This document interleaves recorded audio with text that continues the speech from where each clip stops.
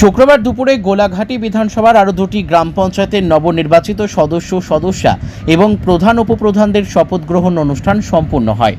Brazil তো 12টায় প্রথমে ভাটিলারমা গ্রাম পঞ্চায়েতের মোট 5টি ওয়ার্ডের 9 জন নবনির্বাচিত সদস্যদের এবং প্রধান লক্ষ্মী দাস, উপপ্রধান মীরা শীলকে শপথ বাক্য পাঠ করান বিশালগড় আরডি ব্লকের পঞ্চায়েত দপ্তরের আধিকারিকরা।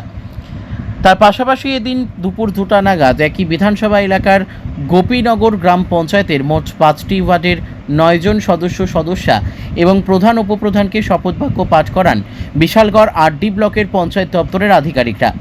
গোপীনগর গ্রাম পঞ্চায়েতের প্রধান হিসেবে শপথ গ্রহণ করেন পুষ্পরানী সিনহা এবং উপপ্রধান হিসেবে শপথ গ্রহণ করেন মালবিকা ভৌমিক।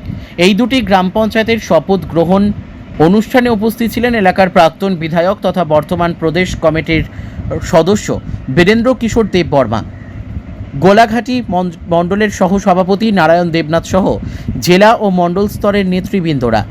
সেদিন দুটি পঞ্চায়েতেই স্থানীয় এলাকাবাসীদের সামনে জনপ্রতিনিধি হিসেবে শপথ গ্রহণ করেন পঞ্চায়েত সদস্যা এবং প্রধান উপপ্রধানরা। শপথ গ্রহণ শেষে জনপ্রতিনিধিরা জানিয়েছেন মানুষ তাদেরকে জনপ্রতিনিধি হিসেবে নিযুক্ত করেছে, তাই আগামী দিনগুলি তারা মানুষের স্বার্থে মানুষের পাশে দাঁড়িয়ে এলাকার উন্নয়ন করবেন। দুইটা পঞ্চায়েত শপথ গ্রহণ করা হয়েছে। প্রথমত 11 ঘটিকায় ভাটিলারমা গ্রাম পঞ্চায়েতে জনপ্রতিনিধিরা আজকে শপথ গ্রহণ করেছে এবং গোপীনগর গ্রাম পঞ্চায়েতে 2টায় এইমাত্র সমাপ্ত হয়েছে শপথ গ্রহণ অনুষ্ঠান।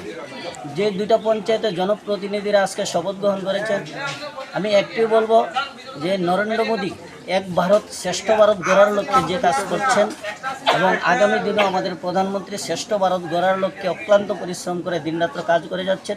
ত্রিপুরা রাজ্যের আমাদের মাননীয় মুখ্যমন্ত্রী ডক্টর মানিক সাহা মহোদয়, উনিও অক্লান্ত পরিশ্রম করে যাচ্ছেন যে ত্রিপুরা রাজ্যকে কীভাবে এক ত্রিপুরা শ্রেষ্ঠ ত্রিপুরা গড়া যায়।